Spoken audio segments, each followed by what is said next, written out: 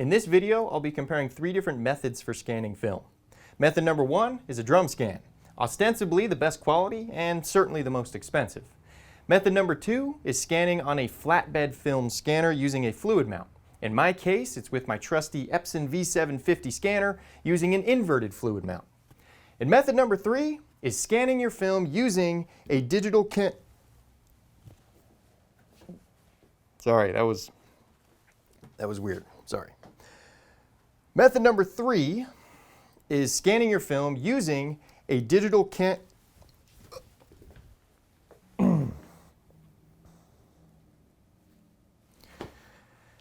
Sorry, I can do this.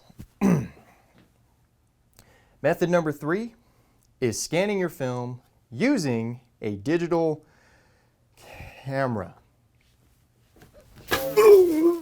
I'm kidding, just joking around, just playing. This is a fine way to scan your film. But I'll be honest, I came into this experiment biased against the digital camera method.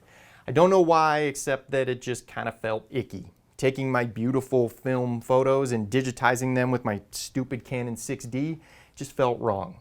But I know that's hypocritical, I know that's ridiculous, I know I'm wrong. After all, scanning with my Epson V750, that's essentially scanning with a digital camera. It's a CCD sensor in there that scans back and forth. No different than the CCD or CMOS sensor that's in your digital camera, so I know I'm a hypocrite. I'm just joking around, no big deal. Besides, as we go through the video here, you're gonna see that I had to eat crow a little bit. This is actually a pretty damn good technique for scanning film. All right, now, this video is long. There's a lot to talk about. My brain is absolutely bursting at the seams with everything I want to tell you. So I may get a little batty, a little kooky as we go through the video here trying to get everything out. But I'm going to make this video as painless as possible on you in 3 different ways. Number 1, I'm going to limit my rambling and get to the point as quickly as possible. Number 2 is I'm going to present the data in an organized and orderly fashion. Got all my notes right here, and I'm going to keep it nice and clean and tidy.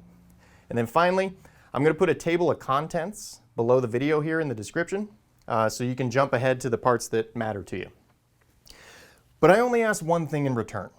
Please, please, please, please don't leave a comment telling me all about how wrong I am and how much I screwed this up unless you watch the video in its entirety. So, without further ado, let's get into it. Now, to run this experiment, I wanted to scan one piece of print film, so a negative, and a piece of reversal film. I wanted to see how both of them reacted to this, this technique. Both images I chose are high detail, high contrast images, things that I knew would push the scanners to their limits in terms of sharpness, resolution, and dynamic range. The print film I chose, the color negative I chose, is the image I'm probably most well known for, my most popular image certainly, is the liquor store, shot on Kodak Portra 160. It's a 6x17 image, and the piece of reversal film is also 6x17, shot on Fuji Velvia 100. It's the garage on Route 66. Now, I didn't do black and white because A, I don't shoot a whole lot of black and white, but also whatever you hear about my color negative can probably be applied to black and white print film, because they're both print film. They should react pretty much the same way to a scanner. Now, these are high-res scans that I did for printing. So we'll be looking at print results, not the digital files, really. I was originally planning to do a side-by-side comparison of the files and then a separate side-by-side comparison of the prints, but I realized pretty quick that seeing how the files stacked up against each other doesn't really make a whole lot of sense. After all, you wouldn't do this high-resolution scan unless it was for printing. You know, if you're scanning just for the sake of web sharing, social medias, websites, scan your film with a freaking Etch-a-Sketch for all I care. It'll be good enough. But when it comes to printing, I wanted to know what scanning method gave me the best results. And so what I did is I scanned these two pieces of film and printed them at 24 inches by 72 inches. Why that size? Because it's my most favorite print size, case in point. And it's my most common print size. I prefer printing at 24 inches by 72 inches. Now on a 6x17 image, that's a 12x blow up, roughly. So I'm blowing it up 12 times. That's a big blow up. But you know, I'm not a fool. I'm not going to drop a ton of cash printing out 6 different prints that big. That's insane. So what I did is I printed out little segments of each. So I got my drum scan, my flatbed scan, and my DSLR scan, 2 different sections from the same image, and then I did the same on the reversal film. So that's what we're going to be looking at in terms of results. How did it translate to the print? Now these 2 prints here are chromogenic prints, C-type prints on Fuji Crystal Archive Pearl paper. And I did that because that's my favorite type of print when I'm doing this type of framing. So I often do Fuji Pearl chromogenic type prints. But I know what some of you out there are thinking. Hey Nick, C-type prints aren't archival prints. Their longevity doesn't hold a candle to pigment prints on photorag papers. I know, I got it. I know, I'm aware. Yes, C-type prints are not technically fine art archival prints. And you might think, oh, that makes my results null and void because these are not fine art prints. Well, guess what, my little cupcakes? Not only did I get C-type prints made, but I also got pigment prints on Hahnemühle photo rag paper. So we can all be happy. By the way, quick side note, I know pigment prints on inkjet are supposed to be way sharper than C-type. It's maybe a little sharper, but not by a whole lot. So there we go. 3 different scanning methods on 2 different types of film printed on 2 different types of paper. You're welcome. All right, last little bit of uncomfortable business before we get into the results. Making this video was not exactly cheap. None of my videos are really cheap to make. I run ads to try and recoup some of the cost, but to be honest, those ads make almost $0 and I hate ads. I would love to be able to remove all the ads from my videos, but the only way I can do that is if I recoup some of this money in a different way. So if you feel so inclined, if you're able, a contribution would be greatly appreciated. No problem if not, but if you feel you've benefited from this video and you'd like to make a small contribution, you can go to the following link, nickcarverphoto.com/contribute. All right, let's get into it. So I'll be going through my results organized into 3 main sections. First, we're going to look at the criteria, basically just laying out exactly how the test was conducted. Then we're going to look at the results, laying out exactly what I discovered. Sharpness, grain, dynamic range, dust, all that stuff. And then finally, I'm going to give you a conclusion. Basically, how will this impact my workflow going forward? So let's start with criteria. So on a 6x17 negative, the actual scannable image area is around 2 1/8 inches tall by 6 3/8 inches wide.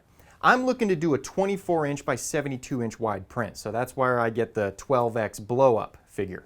Now a 24 by 72-inch print at 300 pixels per inch, which is the standard print resolution, that requires a total of 155.5 megapixels because the file itself will need to measure 7,200 pixels tall by 21,600 pixels wide. That's a big ass file, my friend. Now, 155.5 megapixels is no sweat for a drum scanner, which could easily pull 400 plus megapixels out of a 6x17 negative. On my Epson V750, I would have to scan it at 3,200 pixels per inch or 4,800 pixels per inch. I'm not going to get into the whole thing on what's the actual optical resolution of the Epson. 3,200 pixels per inch or 4,800 pixels per inch is what I set it to.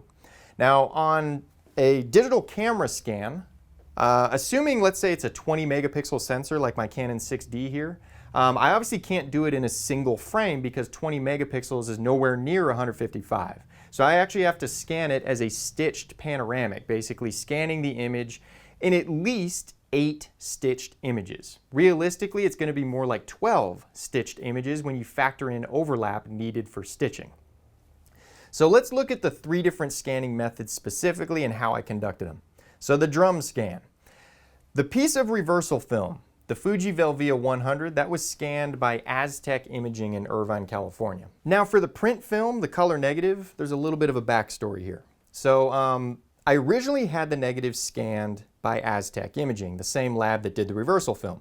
And I actually showed that in a previous video of mine, where I showed the entire printing process from scan to print to frame, the Houston's Liquor image. And if you saw that video, you know that my scan from Aztec came back like crap. It looked terrible. The colors were all off, they were wrong, they were horrible. They rescanned it for me to try and get the colors better, and in the video I tried to be magnanimous about it and say they were nice enough to do it, but in hindsight I'm actually not feeling so magnanimous. here's how it actually went down. I had them scan the image in the first time. The colors came out terribly. I asked him to rescan it, and I tried to do everything I could to make it easier for them to get me the colors I wanted. I offered to send them a digital version of my Epson scan so they could try and match the colors. They said no, they don't want to do that. Their technician was not interested in looking at my scan to try and get it to match, to try and get theirs to match mine. And then I said, can you just scan it as a positive then? Scan it as a positive, I'll take the negative, I'll do the inversion myself. You know what he told me? He said, the inversion happens in the scanner, so I can't send you a positive. Obviously, that's complete nonsense, complete BS. He obviously just wanted to brush me off. So that's why the second scan also came out poorly. Too bad to use, in fact.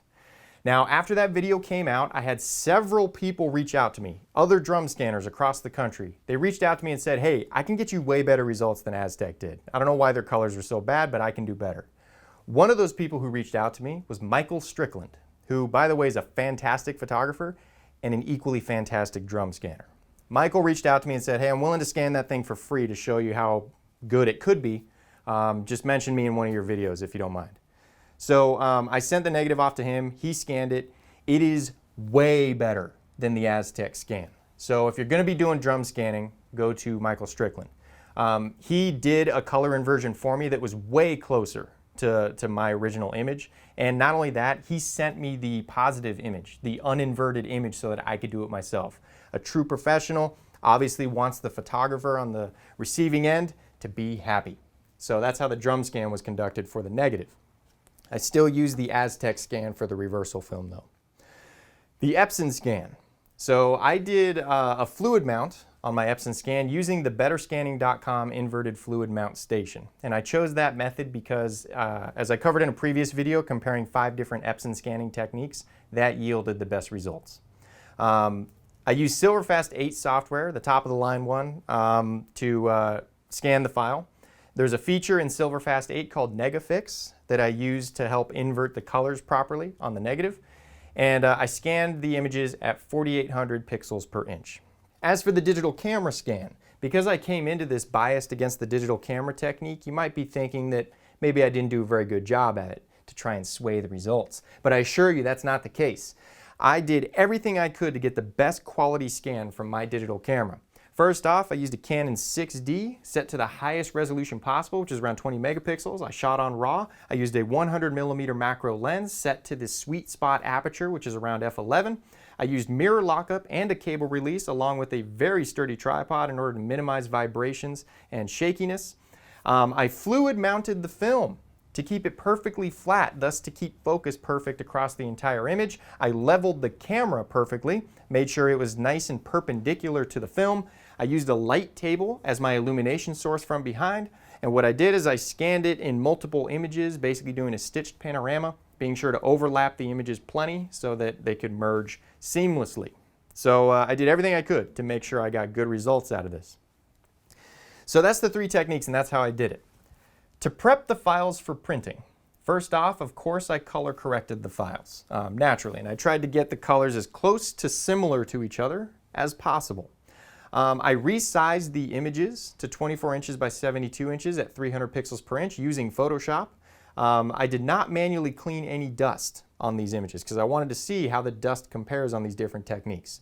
I did, however, use the ISRD function on my Epson. That's an automated function that will use an infrared light to detect where the dust is on your film and automatically deduct it from the film. So that's an automated feature. I did not manually clean dust from anything. I did sharpen the files in Photoshop before printing using a combination of Unsharp Mask and Smart Sharpen. I did not use the same exact settings on every file though, because they all respond differently to the sharpening based on how they record grain and sharpness in the first place. So what I did is I tried to optimize the sharpness settings for each individual file so that each one would come out as sharp as it possibly could without the grain being overdone. Now, I'm not going to verbally explain every setting I did in terms of sharpness because that would take forever. I'm just going to throw up some slides here and you can pause the video if you want to see what my exact sharpening technique was for each individual file.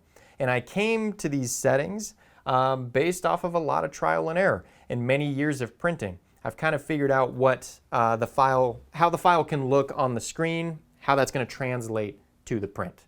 So that's the criteria. That's how I conducted this test. Let's take a look at the results. And let's look first at what I'm sure you're most interested in, sharpness.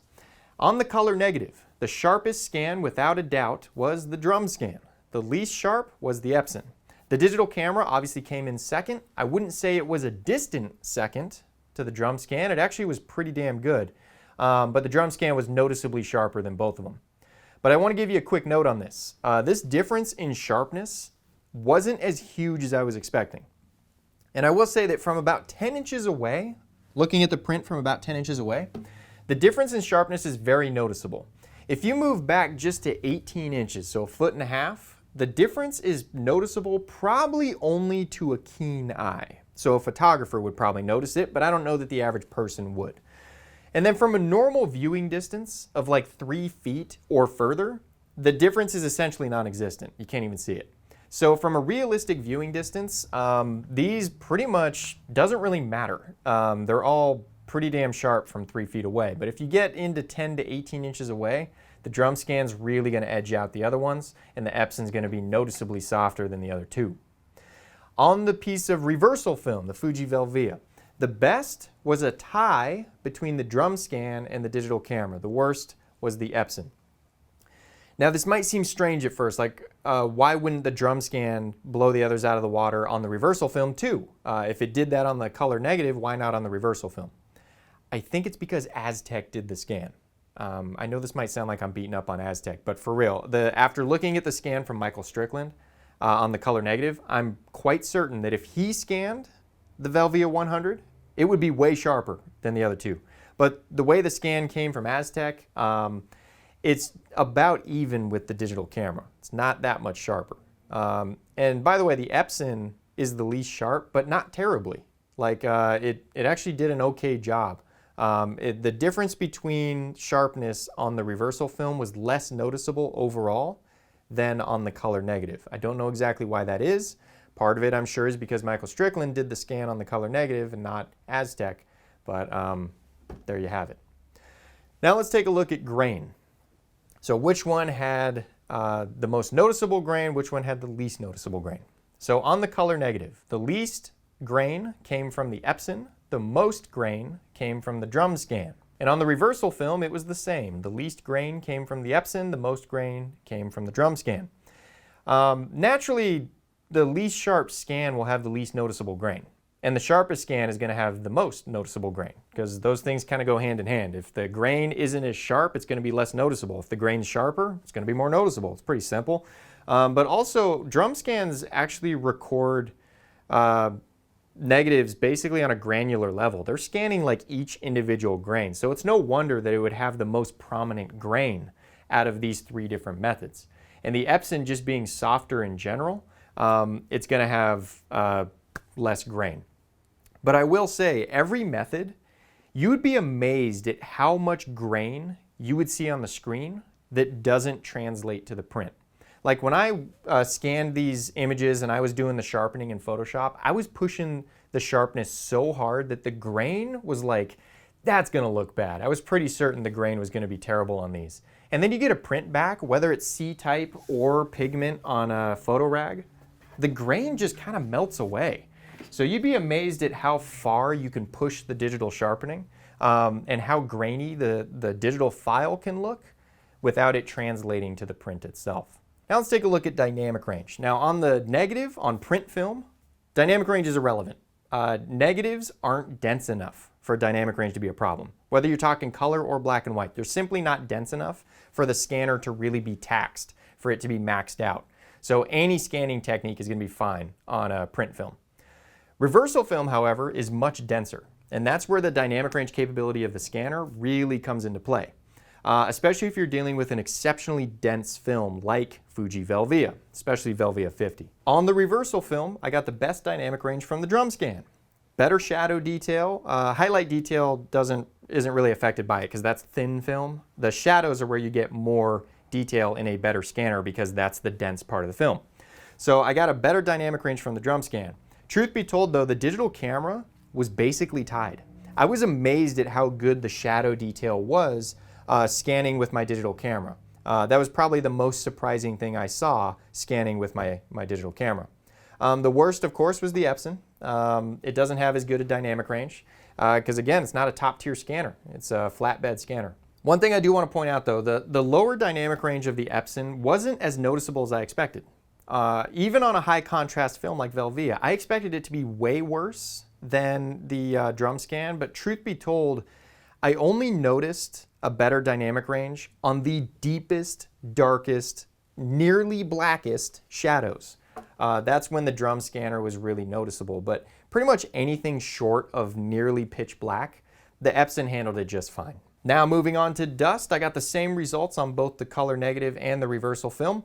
I had the least dust on the Epson scan. I had the worst dust on the digital camera. And it makes sense why that would be. The Epson, again, has that feature called ISRD, where it uses an infrared channel to automatically deduct dust from your scan. It works really well. It's a great feature. Keep in mind, though, you can't use it on black and white film. The infrared channel doesn't pass through black and white film the same way it does through color film, so ISRD is null and void on black and white film. But on color negatives, it's great for reducing dust. Same thing with reversal film. It's great for reducing dust.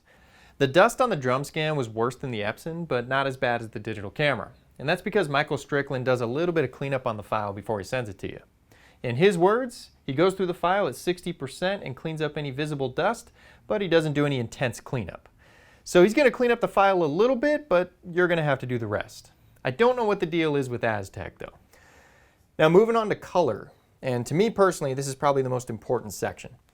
When I say color, I don't just mean are the colors rendered in a pleasing way on each type of scan. I also want to know how much control do I as the photographer have over how the colors are rendered. How easy is it for me to fix unwanted color casts? All those things matter. Now I imagine this section of the video is probably going to be the most divisive part because color is somewhat subjective. It's just a matter of what you prefer. So you may not agree with me, but here goes. So I got my best color rendition and color control from the Epson. I got the worst from my digital camera. All right, now there's a lot to say on this. Note number one, the Epson beat out the drum scanner and the digital camera for me. Something about the color inversion required from the drum scan or the digital camera just never gave me the colors I wanted and the colors that I can get with basically one click in Silverfast. Using the Negafix feature, I can just tell it what film I used, what ISO speed it was, and it does the inversion automatically, and it does a fantastic job. It's one click, it's easy, and it looks really good the vast majority of the time. So that's why I got such better results on the Epson. It's quick, it's easy, and it looks really good. With the drum scan and the digital camera, I have to do the inversion manually. I have to do it myself. There's no Negafix feature to help me out. But I must say that Michael Strickland's scan was 1,000 times better than Aztec's in terms of the color inversion. So he did a color inversion for me to show me how much better it can look than what Aztec did. It was 1,000 times better, man. His drum scan colors were much closer to what I wanted. And by doing a few color corrections of my own on top of that, I was able to get it almost perfect to the Epson, almost, but it just wasn't quite there. And no matter how much I fiddled with it, no matter how many layers I tried and how many color correction tricks I know, I just couldn't get the colors perfect to what I was getting from the Epson. Because I still had issues with certain colors blocking up or gradients turning kind of weird. Maybe with more sophisticated use of the tone curve, layers, and color correction in Photoshop, I could get it perfect. But I evidently lacked the patience, the desire, and most importantly, probably the skill to make it work. I'm pretty good with color correction. I know a lot of the tricks and the tools and all that kind of stuff, but I just couldn't make it happen. So I'm not skillful enough, I'm not patient enough, but I'm sure many of you guys out there are, so it'd probably be no problem for you.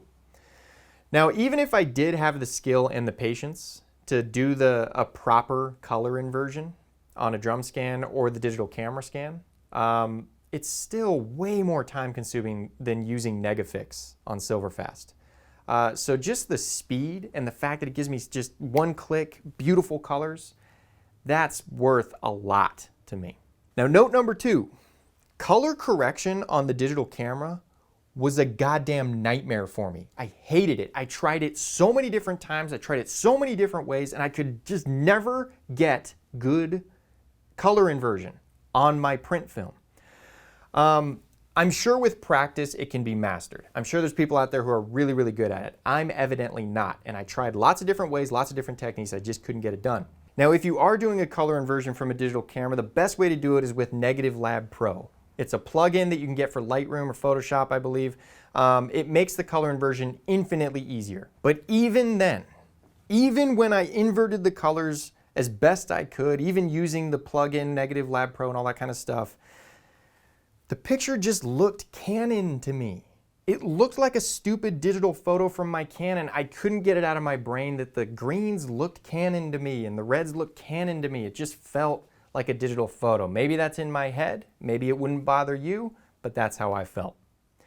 Now, the final note here, I don't know what Negafix does to make the colors invert so cleanly, naturally, and simply, but for me, it was the absolute deciding factor in terms of this entire color discussion. Color is very, very important to me. I would say it's more important to me than sharpness. I'm very particular about the shades of colors that I want, and if they're off, it drives me insane. If I can't get them perfect, it drives me insane. Negafix starts me off so well that color correction after that is just easy, and it's repeatable. So I really like that about Silverfast using the Negafix feature. So that's on the color print film. Reversal film. Color rendition on reversal film is a lot less complicated because there's no color inversion happening, which means it's essentially a three-way tie. I would say the Epson and the drum scan were tied for first place. The digital camera scan came in last. But again, that's because it just looked like a Canon photo to me. It looked like the colors I get from my Canon 6D. Sure, with enough careful use of the HSL panel and all that kind of stuff, maybe I could cancel out that Canon look. But just wasn't worth the effort for me. It just looked Canon right out the box, and I didn't like that because what's the point of shooting Fuji Velvia if it's just going to look like something that came out of your Canon 6D? But again, it's my own personal preference. That's why this section's probably going to be divisive. So that's color. Let's take a look, finally, at workflow. This is another one of those sections that's really important to me. So workflow, basically, how easy is it to do the whole scanning process? How much control do I have over it? How smooth and fluid is it? For the color negative, the best workflow came from the Epson. And again, personal preference thing, I know not everyone's going to agree. The worst workflow, no question, by far, was from the digital camera. Scanning with my digital camera was so aggravating.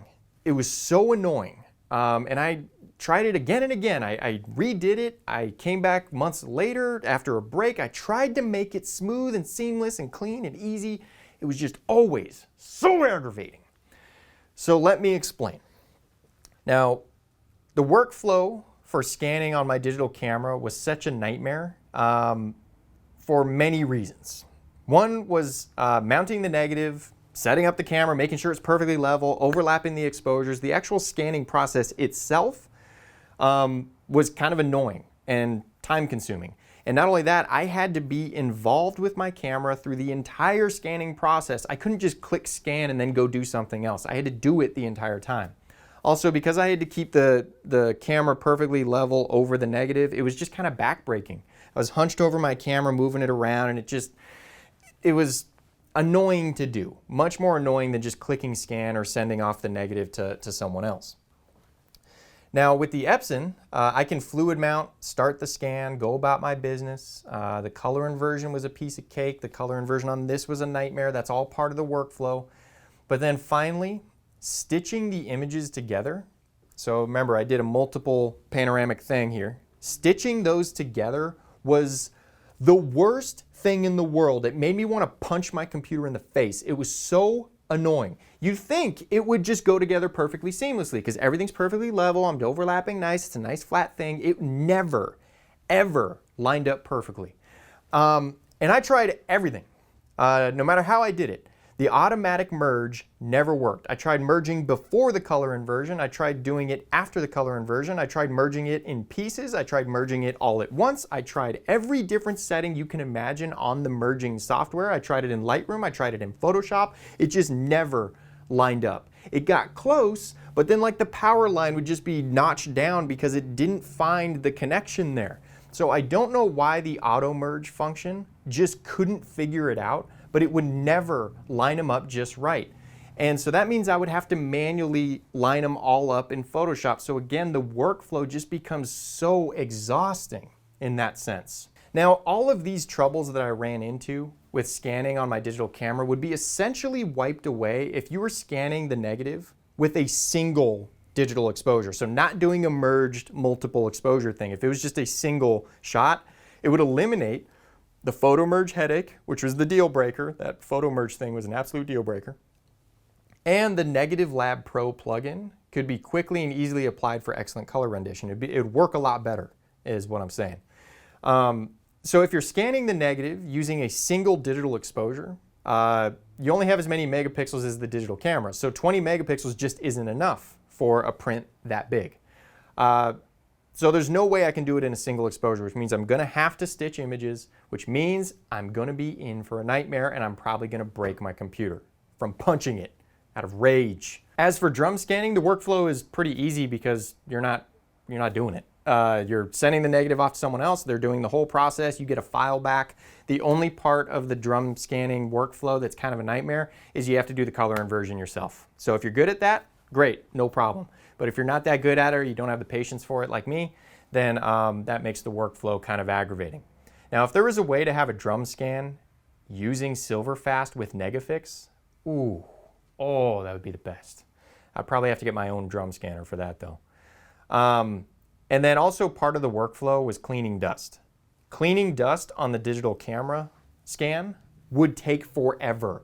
Cleaning it on the drum scan would take a long time, but not as bad as the digital camera. Cleaning dust on the Epson scan, because I can use ISRD, actually won't take too long. So that all makes the workflow easier and quicker. In terms of the reversal film, I would say the best workflow was on the drum scan because I don't really have to do anything. I send the film off to Michael Strickland, he scans it, he preps the file, he sends it back to me, and it's basically ready to go. Because there's no color inversion happening, the only thing I have to do is clean the dust. It's not that big a deal. The worst workflow on the reversal film was the digital camera for all the same reasons as before. Even though there's no color inversion, I'm still having to set up the camera, level it perfectly, fluid mount the negative, and then take a bunch of pictures, overlapping each one every single time, and then trying to merge them, always unsuccessfully. It just was a nightmare. So the workflow itself was terrible on the digital camera, almost exclusively because I was stitching pictures together. If you're doing a single exposure, it's probably not that big a deal. Okay, that's the results. Let's get to the conclusion. So how will this impact my workflow going forward? Basically, now that I know all this, what am I going to do? Let's start with the reversal film. So if it's Fuji Velvia or Provia or Kodak E100 or something like that, I'm getting a drum scan, baby, and I'm getting it with Michael Strickland because it's damn sharp, the workflow is better, and there's not a big problem with color control. Because there's no inversion happening, I'm going to get good results straight from the scanner. So with reversal film, easy answer, drum scan. And by the way, assuming I can afford it for that print. Now, if it's print film, the answer is a little more complicated. The sharpness is very tempting on the drum scan. And I actually do have confidence that with practice and patience and learning a few new tricks here and there, I could probably get the colors to invert perfectly. It would take some patience and some practice, but I think I could do it. But I think for the most part, I'm probably going to do an inverted fluid mount on my Epson for the print film over a drum scan.